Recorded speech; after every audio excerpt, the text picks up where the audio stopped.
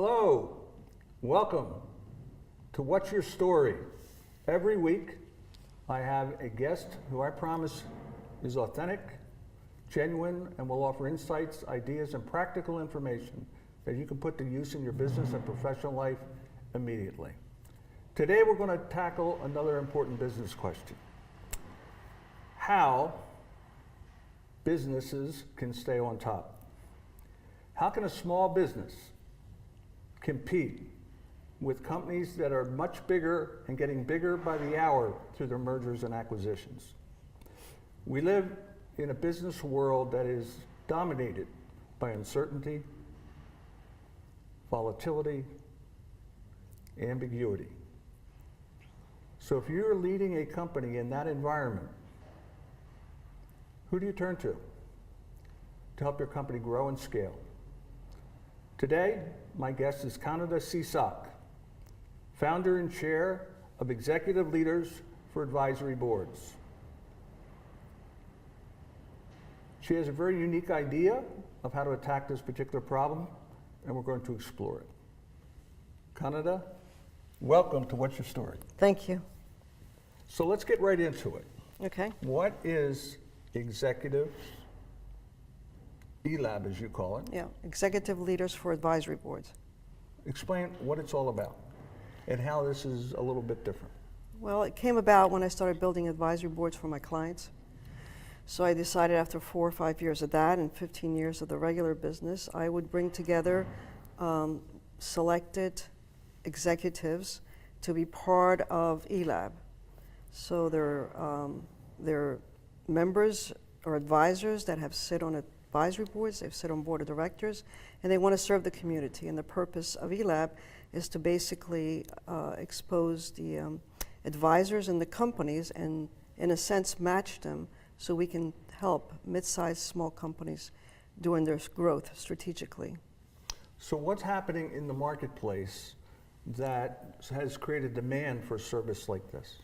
I think the word has carried that when a company is growing, a mid-sized company, a small company, they might not have board of directors, but there are advisors out there that can help and support that so that they stay vital, they stay financially secure, they keep their employees, they take care of the market, they take care of the customers, but they could be scattered all over the Delaware Valley. So bringing them together was the reasoning to give them the exposure, give other companies the exposure to this talent. You mentioned boards. What's the difference between a classic board of directors and a board of advisors? A board of directors is a board that is a governance board, fiduciary, and liability. And they have certain rules and regulations they must adhere to. Board of advisors are specifically chosen for that company, are the 4 pillars of a business: finance, marketing, sales, operations, human resource, and later on, industry expert in technology, depending on how you're building the board. That's the difference. It's not fiduciary, it's not liability. There is no governance chair. The boards that I built, I am not the chair, the owner of the company is the chair. I'm really the voice of reason, experience, the balance throughout the whole process of the advisory board meetings. Does that fill your thinking? What does that owner expect when they bring a board of advisors on board? The value of the board of advisors will bring is it normally could not hire each individual or any one of those or all of them to help you run your company to the next point. Because we have a company that's probably constrained on how much money they can spend on outside resources. Or how much money they can afford if they hire talent. Okay. But they might have the money to pay a stipend to an advisory board to have those minds help the company's growth. Do they have to be in the same field? These advisors have to come from the same industry? Normally, I try not to bring advisors from the same industry because the mixtures of advisors, the thinking, if they're not in the same industry, they bring a wealth of knowledge because they look at things differently. But at some point after the first year the board is in office, you might say, the board's created, you bring an industry expert in to help take that strategy, take that plan, that approach, that roadmap, and apply industry expertise to how they can give it growth. Understood. So this is a relatively new concept. Have other companies done this before? Have there been other ELABs out there? The concept, I'm not sure if it's new. I've been using it since I can remember, but and I know companies have advisory boards. I think how the model is on how we do it might be much more disciplined. To your question, the value that it brings, it's how it's pulled together and who is in it. But to you're the support one that's sort of company. directing which advisors should be brought on Yes. board for the owner. If I'm building that board, that's correct. And there's a whole process that So goes what with it. would an ideal ELAB client look like? What are the characteristics you're looking for in that owner or that company? ELAB does not have clients. ELABs is advisors that have come together in a group. They're invited to be a member or to be an advisor, which is really a member of ELAB, to be part of our site, to be part of the tight-knit community of advisors. And we don't duplicate advisors. It is people, companies, that will tap into ELAB and hire those advisors to do either projects or be part of their boards. So if I'm an owner, what are the characteristics I have that would get you interested possibly in helping me? You need more financial security. You need to take hold of the market a lot stronger.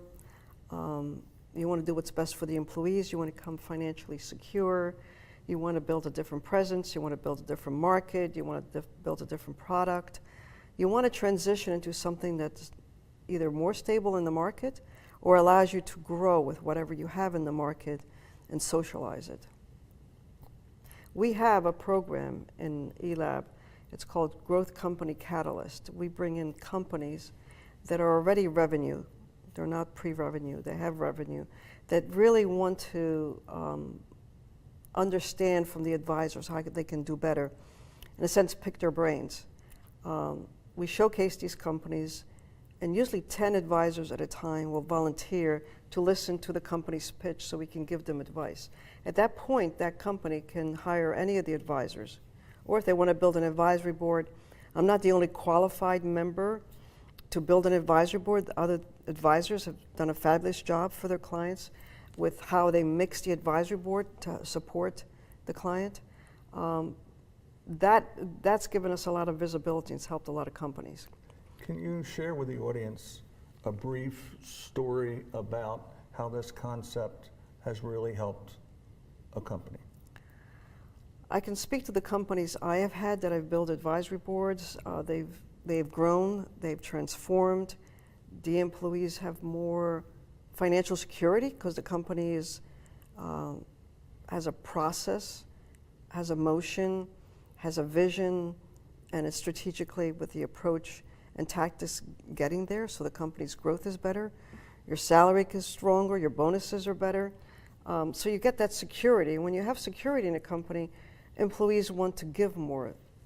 I mean, when you're delighted to go to work, you're going to give more than 8 hours a day. Exactly. If you're not delighted, you're just going to do your job and go home.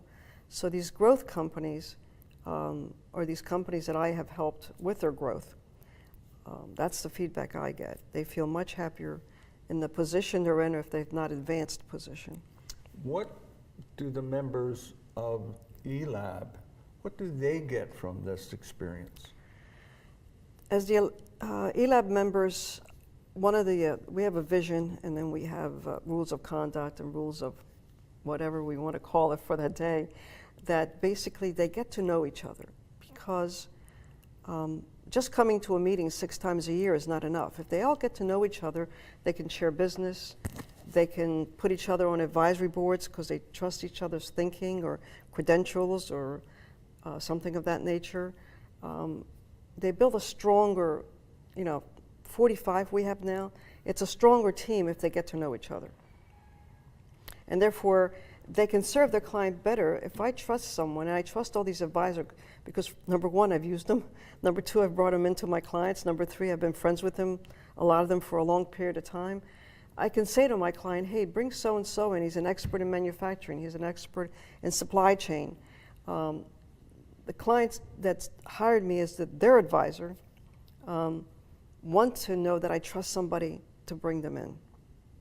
And I think starting from trust, starting from conversation, starting from, yes, I want to grow, but I want to do it logically and systematically, all of it supports the mid-sized companies and small companies too. So it seems to be there's a strategy in place that has is overarching over this particular dynamic. So in Growth Catalyst, you're bringing the companies in with your members of ELAB so that they can... The ones that choose to listen to that company's pitch, yes. And so, sometimes things don't interest everybody in the group. So my takeaway here is you're the one that really identifies the companies that the ELAB members may help. Is that fair to say? Through the Growth Company Catalyst part of the organization, we usually get, I usually get tapped into, I'd like to talk to some of your advisor. We have a process that one of our member has done well, all the chairs of the committees have done fabulous jobs of pulling all this together. That basically we have a process when we bring them in. There's a certain questionnaire, there's certain knowledge. It goes out to the members. The members choose if they want to be part of that breakfast. It's usually a breakfast we do it over. And we try to keep it to 10 members. Otherwise, you can't have a conversation if you got, 40 of the members that all want to come. We need to take a break. We need to hear from our sponsors. But we'll be back in a moment and continue our conversation with Canada's Seasock about this interesting approach to helping companies grow. Be right back.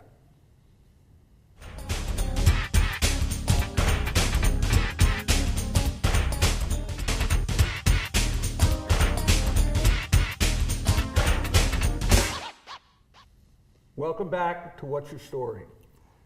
My guest is Candida Seasock. Candida is the founder and chair of Executive Leaders for Boards and Advisory Boards, I should say. Now, you did a lot before this organization was founded by you. So could you go back a little bit in your history? Because there may be people in the audience wondering, so what does she know? Where does she come from that she's able to pull this off? So I have the benefit of knowing you, others don't. Okay.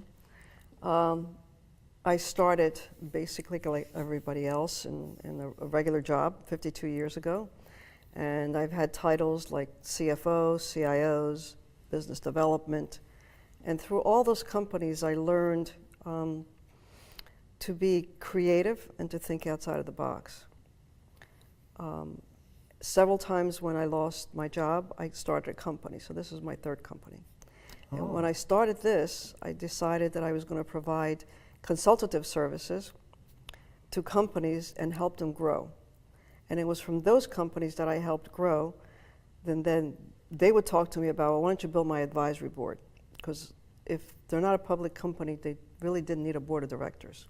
They need a formalized advisory board that really keyed into them and their business and to help them grow. So that suggests that these people know you, like you, and trust you enough to bring you in and to help them grow their business. So what role do you play with them? I'm usually the company's advisor, the CEO's advisor. If there's a board, I play more of the voice of reason, the experience, the glue that keeps it going and together. I don't take the chair. The chair of the advisory board is always going to be the owner of the company because it helps that owner to run an outside group, in a sense, of executives that are actually helping him think out how he's going to take this company, he or she is going to take this company forward. To really focusing on the business rather than being in the business, yes, so to speak. Correct. So what is the value that your team delivers, ELAB delivers. What are you hearing from your clients? What are they taking away from this whole thing?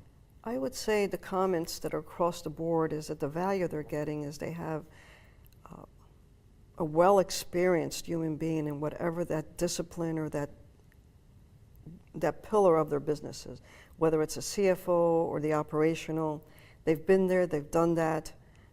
They can help them not fall into the same holes that they might have had when they were out there being CEOs or COOs. And some of the advisors, by the way, are from $80 billion companies. Wow. So, and some of the advisors are from, we have one that's a CEO of a $10 million company, and we have several of them that are COOs and CEOs from billion-dollar corporations that actually want to serve the smaller market and help them to grow and become strong. So they bring a wealth of knowledge that most mid-sized small companies don't have because they haven't been there. And most people that start a company might have started it out of college, or they might have started after they lost a job. There's a wealth of knowledge you don't have, and sometimes you really don't want to experience the downs. You want to experience the ups a little bit faster. Most owners that start their own company, they're really building off their passion. They could be an engineer and they got a great widget, but all of a sudden they get to a point where I got to run this business. That's right. They realize that there are gaps that need to be filled. They can build a product, but it doesn't mean they can take it to be $100 million. They can build a service. They can build a technology. They're the geniuses behind building the company. Or they're second generation and they want to keep the second generation, they want to make it a third generation, but they have never been there. They haven't done the running of the road. They haven't done the marathon. So we help them get there. You hear a lot in the news about companies scaling. How does that concept apply to what you and the ELAB team does? When it applies to me, scaling is an open word. You can scale, you can think of scaling all you would like to think about it, but unless you have a strategy, you have a roadmap, and you have tactics, you can't scale. So you might have a great product or a great software package, but to scale it is a whole process that cannot be disrupted if you want to get there. It has to be set, and you have to drive it. So I'm curious as to what mistakes have you noticed companies making that have caused them either to stop growing or to go in the opposite direction? There are, operations-wise, they might bring in their buddies, their best friend, people they know to help them at the beginning. But sometimes the people that they know, or that came from the first generation, or that was a partner who was a best friend, sometimes that's not enough because they don't have the minds of people that have been out there and have done that. And a lot of these CEOs are wise enough to say, hey, we have to bring in other talent. And restructuring a company and rebuilding it and taking it forward, there's a lot of thinking that goes behind it on the human element. You know, it's your employees that help you with the growth. It's your employees that take you forward. If you can't take care of them while you're doing this growth move, you might say, you don't have, your intellectual property is gone. And without employees, you don't have a company. You could have the best product, but somebody has to make it. I think employees today want to be part of something that's growing, something bigger than themselves, making a contribution beside their own self-interest. And this you're helping a company adjust and prepare for that. And you have all ages across employees today supporting a company, whether it's big or small. Somebody said there are 5 generations in the workplace. There in is. certain places. They are correct. So they're all not thinking alike. So somebody has to give them structure. So it has been said of you that you see stuff that other people don't see. Can you expand on that a little bit? I think it's let's see, people I reported to would always say I'd find a needle in the haystack before anybody else. The key to the needle in the haystack is not just finding it, how do you pull it out without the haystack falling? That's very true. You're disruptive, I but not la- that disruptive. Correct. You do it, it's an evolution. It's not a revolution because that brings a company down. It's an evolution of change. It's an evolution of growth. It's a talent. I don't know, talents are given to you by the gift of God. I don't know how I got it. I didn't get height. I didn't get the best, voice in expressing myself, but I can walk into a company and know exactly what's causing certain problems and who is causing it without even talking to them. I think it's a gift. More importantly, you help them get results. That's the key, to use this gift to help companies protect themselves by growth and having good financial security. Not just for the owners, that's the minor part. The owners are always going to have their financial security. The employees, care of the employees is most important. I always ask my guests, what is your why, your purpose? And I think you just defined it. I think I did. And it must give you a tremendous amount of satisfaction. It does. I mean, I always feel good whether I stay in a company for 2 years or 5 years when I see, things that says to me the company is growing, the employees are happy, they're doing things. And now with social media, it's so easy for me to see what my clients are doing, what the employees are saying or not saying. And that feels good. Doing good feels good. Exactly correct. I'm trying to get rid of the negatives. So if you were to hold a luncheon, who would you invite? You asked me that when I first came in today, and I've gone through from every top person in the world to every bad person in the world, and I finally have come up with the answer. I would like to bring back all my bosses, all the managers, all the partners in accounting firms, because I worked for several accounting firms, that they were the mentors and we didn't use the word in those days, that actually let me think outside of myself, allow me to be more than I thought I could be. I like to come back and talk to them and see if they remember why this little Italian girl meant so much to them, to coach her, to mentor her, so she would always have financial security. Because when I lost a job, I never panicked. I just started another company. They gave you the self-confidence. They gave me the self-confidence. They believed in you. Yes. A little Italian girl from Italy. True. Your family was very instrumental in your development. My mother was very brave in coming here with 2 daughters, working in a factory and giving us a life and an education more than we could have gotten in Italy after the war. Just because the war ended in 45, it doesn't mean that Italy or Milan, Italy, where I was born, it doesn't mean that all the buildings went up overnight. People suffered for 10 years and beyond. What advice do you have for women in the workplace? Because you rose to some fairly high levels in corporations based upon merit, what you did, how you contributed. Yeah. I can only give you what I did. I never let the negatives pull me down.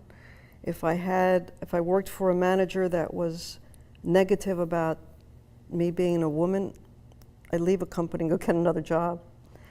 I blazed my own trail systematically without hurting anybody in the background.